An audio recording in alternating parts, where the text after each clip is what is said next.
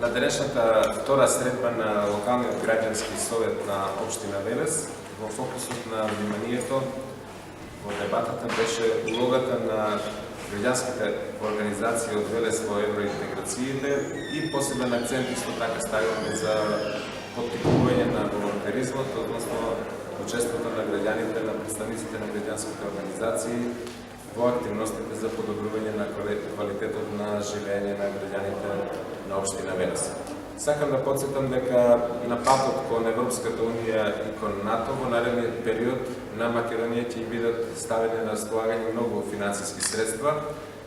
Еден сериозен дел од тие финансиски средства се однесуваат на проекти за кои имаат право да аплицираат само граѓански организации, а дел од проектите ќе бидат во партнерство помеѓу граѓанските организации и општините од Македонија.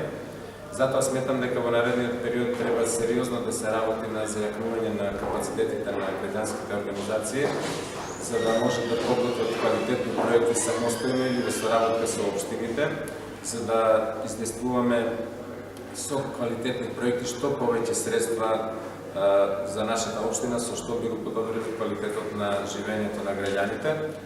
Јас апелирав заради моите оценки дека имам чувство дека има назадување во организирањето на граѓанските организации во Велес во наредниот период, да го вратиме приматот на Велес како град кој пред 10 години беше лидер во граѓанското организирање, особено во сферата на борбата за здрава животна средина, пат што го следеа многу други градови во Република Македонија. Искрено ќе бидам среќен ако Велес повторно се врати на старите позиции и граѓанските организации бидат пример за граѓански организации во Македонија, затоа што сметам дека не може да има демократија во општеството доколку нема развиен граѓански сектор кој треба да биде вистински мост кој ќе ги поврзе граѓаните со локалните власти и централните, преку кои ќе можат граѓаните да ги остварат своите специфични парања, потреби и интереси кои се на некој начин се поставени од органите на централната власт.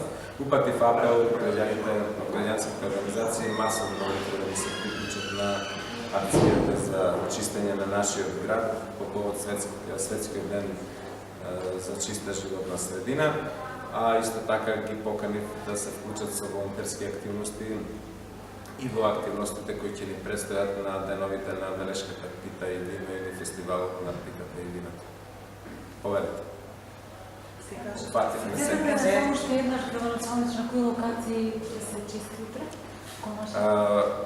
Одбрани се две локации. Едната локација каде што е сериозно нечиста животната средина е во паркот во Дворови под Железен мост и околу зградата на ХИВ, како што се нарекува меѓу граѓаните. Дополнително денеска добивме идеја да чистиме и околу објектот каде што е зградата на невладините организации. Вториот пункт ќе биде на улицата 11 октомври во близината на Малото пазарче. Ќе се обидеме таму да се фокусираме и да го изчистиме тој дел од градот. Благодарам.